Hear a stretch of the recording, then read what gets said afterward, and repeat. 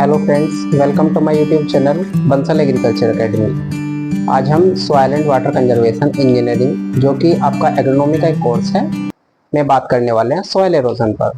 ठीक है, सबसे पहले इसकी डेफिनेशन पर बात करते हैं। डेफिनेशन, ठीक है। डेफिनेशन क्या होता है इसका? देखिए, सॉइल एरोजन एक फिजिकल प्रोसेस है जिसमें सॉइल के अंदर जो उसके पार्टिकल्स होते हैं वो किसी क्षरणीय कारक के प्रभाव से। अब क्षरणीय कारक क्या हो सकता है? जैसे वाटर, विंड, ठीक है, इसेट्रा। किसी क्षरणीय कारक के प्रभाव से एक स्थान से दूसरे स्थान पर चले जाते हैं, ठीक है, जिससे सॉइल इरोजन कहते हैं। देखिए, एक बार और समझिए, सॉइल इरोजन एक फिजिकल प्रोसेस है जिसमें सॉइल के या मृदा के कण किसी क्षरणीय कारक के प्रभाव से एक स्थान से दूसरे स्थान पर चले जाते हैं, सॉइल इरोजन कहलाता है। ठीक है, अब बात करते हैं इसके टाइप्स की। Types of soil erosion.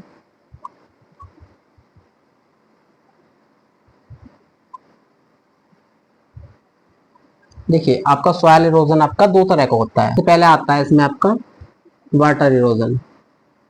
Water erosion, ठीक है। नंबर 2 पर आता है आपका विंड इरोजन।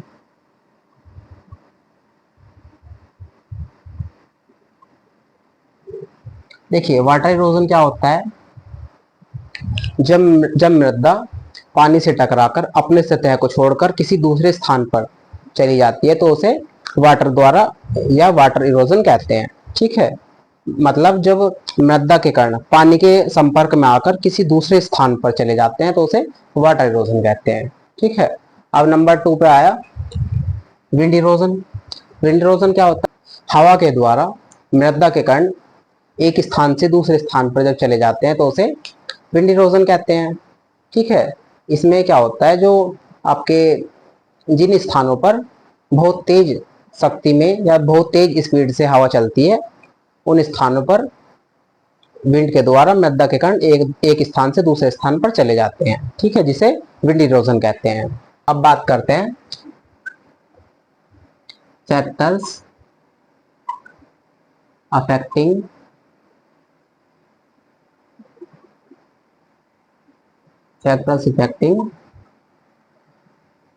Soil erosion.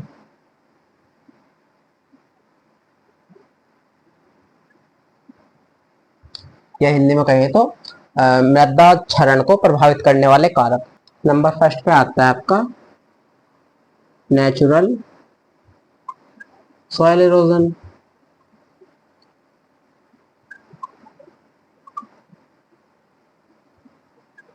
ठीक, इसके अंदर क्या होता है? देखिए, जब मृदा का कटाव किसी प्राकृतिक क्षरणीय कारक के प्रभाव से होता है तो उसे नेचुरल सॉइल इरोजन कहते हैं। इसमें देखिए आपका रेन आ जाएगा, रेनफॉल।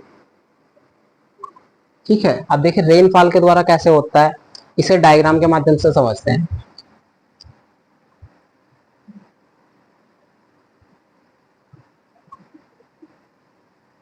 ये हो गया आपका अर्थ सरफेस, ठीक है। ये हो गया आपका एटमॉस्फेयर,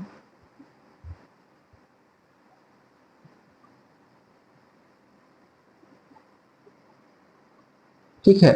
अब एटमॉस्फेयर से जब वर्षा होती है, बारिश होती है, ठीक है, ये हो गई आपकी रेनफॉल।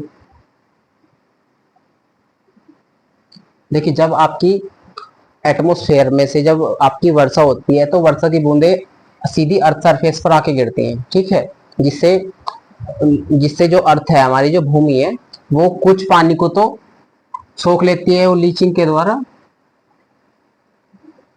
वो अर्थ के भूमि के नीचे चला जाता है। ठीक है, और जो पानी, वर्षा का जो पानी भूमि के द्वारा सोखने से बच जाता है वो आपका अर्थ के ऊपर घूमता रहता है। ठीक है, ये रहा।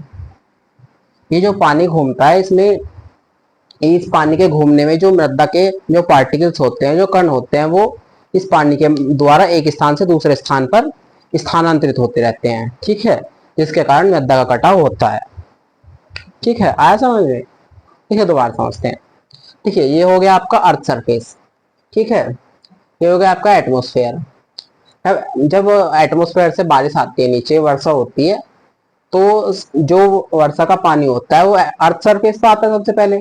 ठीक है, तो अर्थ सरफेस क्या करता है, उसका जो कुछ भाग पानी का सोख लेता है या लीचिंग करके नीचे भेज देता है भूमि के। ठीक है, और जो पानी बच जाता है उसे अर्थ के ऊपर वो घूमता रहता है। ठीक है, इस और जब ये पानी घूमता है तो इसमें जो मृदा के जो कण होते हैं, जो सॉइल के पार्टिकल्स होते हैं, वो भी इसके साथ मिलकर एक स्थान से दूसरे स्थान पर घूमते रहते हैं। ठीक है, जिसके कारण मृदा का कटाव होता है।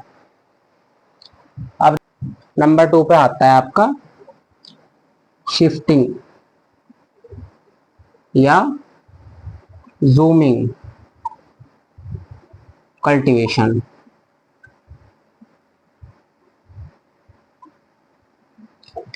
शिफ्ट या जूमिंग कल्टीवेशन क्या होता है?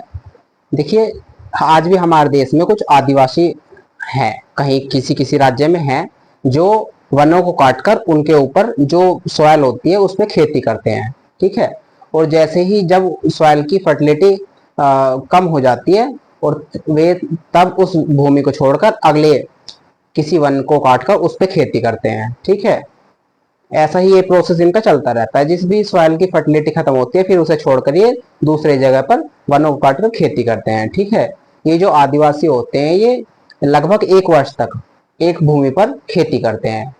ठीक है, और जो ये आदिवासी आजकल हमारे देश में जो शिफ्टिंग कल्टीवेशन हो रही है, वो आपकी बिहार, उड़ीसा, कर्नाटक आदि राज्यों में की जा रही है। ठीक है, नंबर 3 पर आता है आपका ह्यूमन फैक्टर।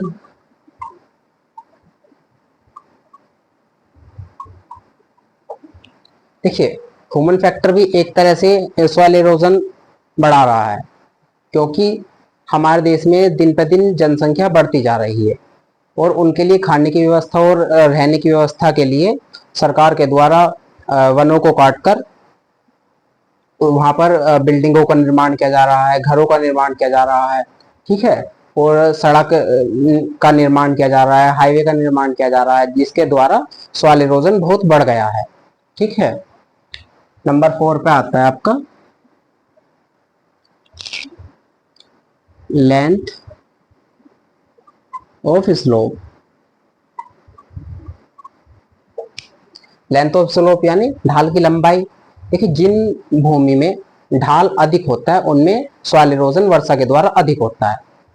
कैसे? जब वर्षा का होती है तो उसका पानी ऊपर से बहता हुआ नीचे की तरफ आता है, जिसके कारण सॉइल के पार्टिकल्स भी उसके साथ बहकर नीचे चले जाते हैं। ठीक है, जिसके द्वारा मृदा का जो सॉइल इरोजन है वो होता रहता है, अधिक होता है। ठीक है, और जिन भूमि में 4% से अधिक स्लोप होता है उनमें सॉइल इरोजन बहुत अधिक मात्रा में होता है।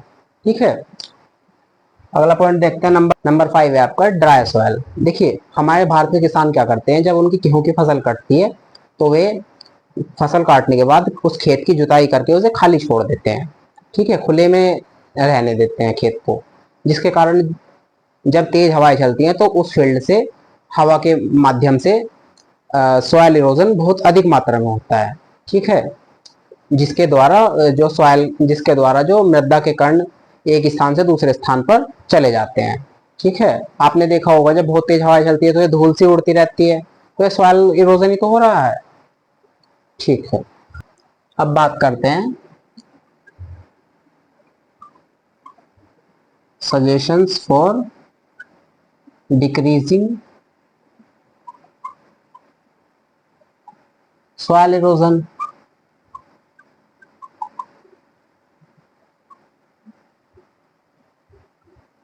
यानी मृदा कटाव को कम करने के लिए सुझाव। ठीक है, तो इसके लिए क्या क्या सुझाव दिए जाते हैं, सबसे पहले वो देखते हैं। नंबर 1 पे आता है आपका सिलेक्शन ऑफ कवर क्रॉप्स। यानी कवर क्रॉप्स का चुनाव करना। देखिए, सबसे अच्छा तरीका इसका मृदा कटाव को कम करने का यही है कि किसानों को ऐसी फसलों का चुनाव करना चाहिए जो उनकी जो भूमि होती है उसे पूरी तरह से ढक ले या कवर कर ले। ठीक है, जिससे क्या होता है, जो रेनफॉल होती है जब उनकी बूंदे सीधी अर्थ सरफेस पर नहीं पड़ पाती है, सबसे पहले जो क्रॉप होती है हमारी, सबसे पहले उसकी लीफ पर पड़ती है, फिर उसके बाद जो है फिसल कर सॉइल में आती है। ठीक है, जिसके कारण जो वर्षा की जो बूंदों की स्पीड है वो डायरेक्ट हमारी सॉइल पर नहीं जा पाती। ठीक है, और जो इसकी जड़ें होती है वो भी इसके पानी वर्षा के पानी को सोखती रहती है। ठीक है, जिसके परिणाम स्वरूप हमारा जो सॉइल इरोजन है वो कम होता रहता है। ठीक है, नंबर सेकंड पे आता है आपका सॉइल मॉइस्चर,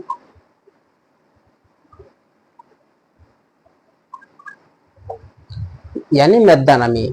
देखिए, मृदा में नमी होना बहुत आवश्यक है। देखिए, जिन स्थानों पर हवा के द्वारा सॉइल इरोजन अधिक होता है उन स्थानों पर ये वाला सॉइल मॉइस्चर सजेशंस अपनाना चाहिए।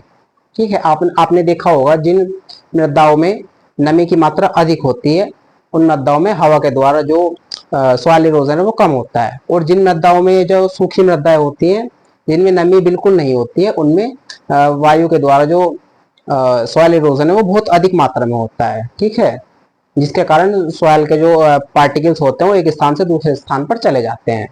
ठीक है, इसलिए किसानों को सिंचाई करके भूमि में नमी बनाए रखनी चाहिए, जिसके जिसके परिणाम स्वरूप वो आपका सॉइल इरोजन कम होगा। ठीक है, नंबर थर्ड पे है आपका वृक्ष लगाना।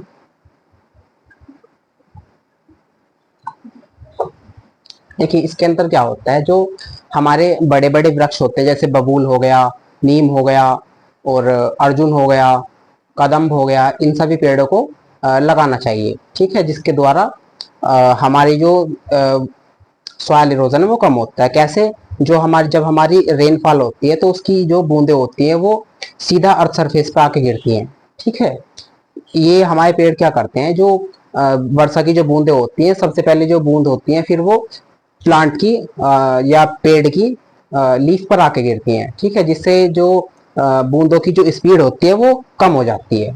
ठीक है, फिर जो बूंद होती है वर्षा की वो पेड़ की पत्ती से गिरकर भूमि पर आके गिरती हैं। ठीक है, जिसके द्वारा इनकी स्पीड कम हो जाती है और जिसके परिणाम स्वरूप सॉइल इरोजन कम हो जाता है। ठीक है, नंबर 4 पे आता है आपका वनों की कटाई पर रोक। देखिए, एक ये भी आपका सजेशन हो सकता है कि वनों की कटाई पर रोक लगाना, क्योंकि क्या होता है, वन जो होते हैं हमारी जो सॉइल होती है उसके इरोजन को रोकते हैं। जो जब हमारी वर्षा की बूंदें भूमि पर गिरती हैं तो उनकी जो स्पीड होती है वो ये पेड़ों के द्वारा कम हो जाती है। जब बूंद गिरती है तो सबसे पहले वो आपकी वृक्ष पर, पेड़ पर गिरेगी सबसे पहले। ठीक है, जिसके कारण उसकी स्पीड कम हो जाती है और जब वो फिसलकर पेड़ से नीचे भूमि पर गिरती है, जिसके फलस्वरूप हमारा सॉइल इरोजन जो वाटर के द्वारा होता है वो कम हो जाता है। ठीक है, इसीलिए हमें पेड़ों को कटाई से रोकना चाहिए। ठीक है, आया समझ? ठीक है।